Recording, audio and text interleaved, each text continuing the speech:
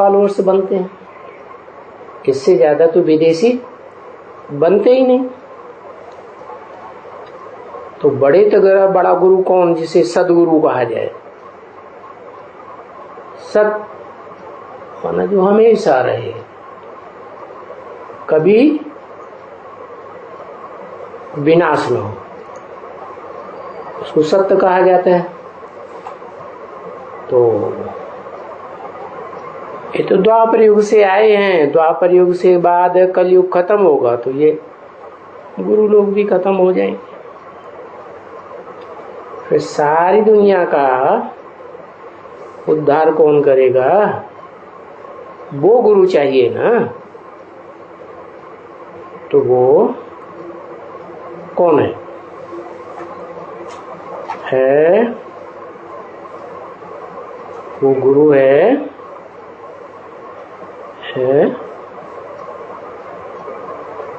जिसको कहते हैं सदगुरु मिला दलाल।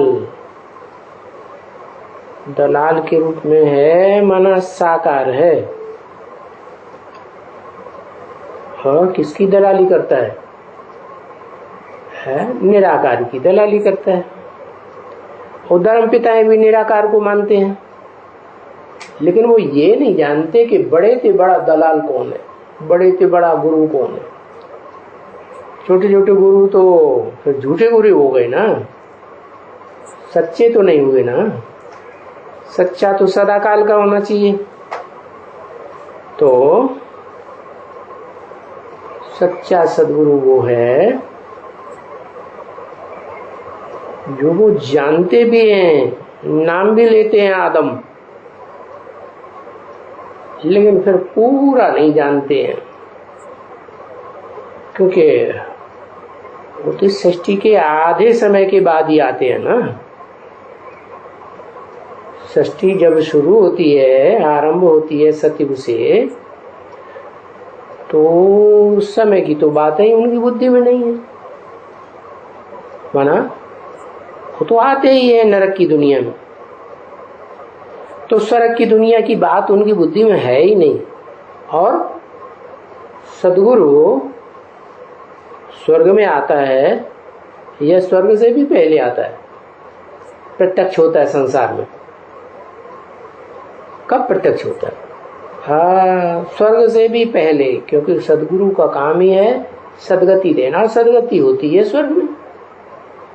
सदगति कहा ही जाता है शरीर भी और आत्मा भी, दोनों की सदगति हो, दोनों सुख शांति से रहें। तो वो सदगुरु जो है, धर्म पिताएं तो जो विदेशी हैं, स्वदेशी हैं, वो तो मानते हैं निराकार को, लेकिन वास्तव में वो ये नहीं जानते कि वो निराकार कैसे नई दुनिया बनाता है। स्वर्ग को मानते हैं, जैसे आदम को मानते हैं, वैसे पैराडाइज को भी मानते हैं, जन्नत को मानते हैं, लेकिन जानते नहीं वो कैसे स्थापन होती है। तो वो आदम जानता है क्या? आदम तो सृष्टि का आदि है, आदि पुरुष, आदि मनुष्य, आदि मानव, तो वो जानता है क्या? है वो भी जन्म मरण के चक्र में आते आते सब भूल जाता है। उसकी आत्मा भी कमजोर हो जाती, तामसी बन जाती।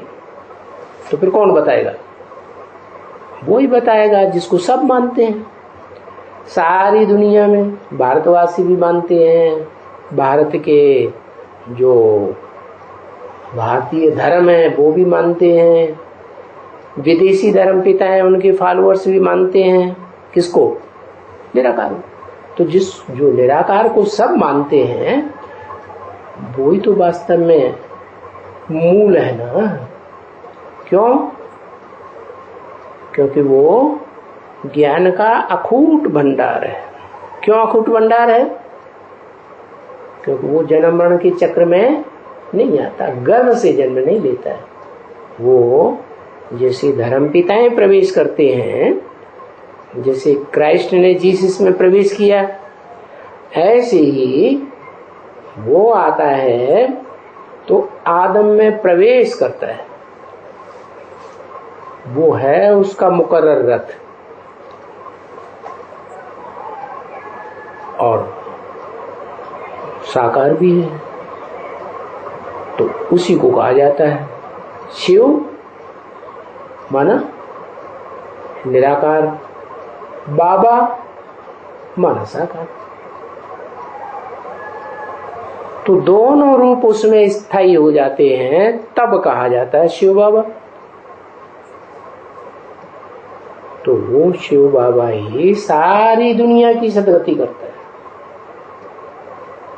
धर्म पिताओं की भी सदगति करता है, जो बड़े से बड़े इस दुनिया के गुरु माने जाते हैं।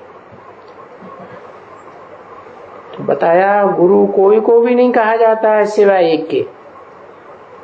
कौन एक? सदाशिव है। सदाशिव कहें? कौन है सदाशिव? है सदाशिव किसे कहें? इस सृष्टि पे सदा कौन है? सदा तो एक अकाल मूर्त है, जिसे हम शिव बाबा कहते हैं। उसको काल भी नहीं खाता, अकाल है और मूर्ति भी। गुरु साकार होना चाहिए ना, मूर्ति बने साकार। तो वो एक ही सदगुरु है। और फिर ये भी बताया, जो सदगुरु है वही तुम्हारा बाप है, वही तुम्हारा टीचर भी है। माने एक ही स्वरूप है। साकार निराकार का मेल इस संसार में पार्ट बजाने वाला, जो इस सृष्टि में आदि से लेकर अंत तक साकारी प्लस निराकारी स्टेज में स्थिर रहता है। वो सदगति देने वाला है सारी दुनिया को, सर्व की सदगति करने वाला। माना सर्व माने सबकी सदगति, माने किनकी सदगति है?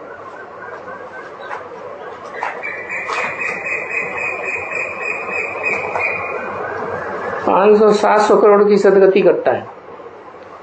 अच्छा, माना और जो प्राणी है उनकी सदगति नहीं होती है? क्यों है? अरे उनकी सदगति होती है कि नहीं है? सदगति होती है। वो स्वर्ग में जाते हैं, जाते हैं। तो बताया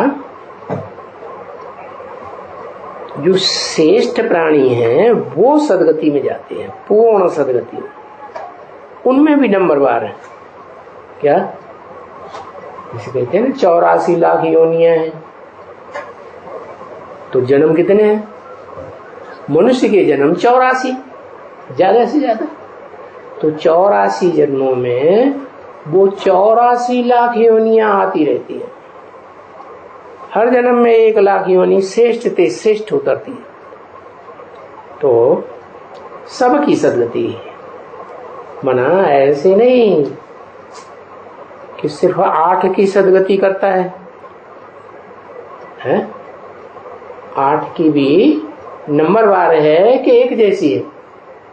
8 की भी कहेंगे नंबरवार।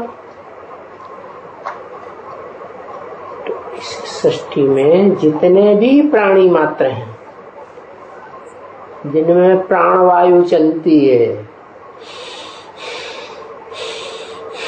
ये प्राणवायु है ना, बाहर निकलती है अंदर आती है, अपान वायु उदान वायु। तो बताया जो भी प्राणी मात्र है, प्राण शक्ति उनमें काम करती है, उन सब की सदगति करने वाला एक है। कौन? शिव बाबा। साकार भी है और निराकार ज्योति बिंदु आत्मा भी है। उसकी यादगार शिवलिंग बनाते हैं।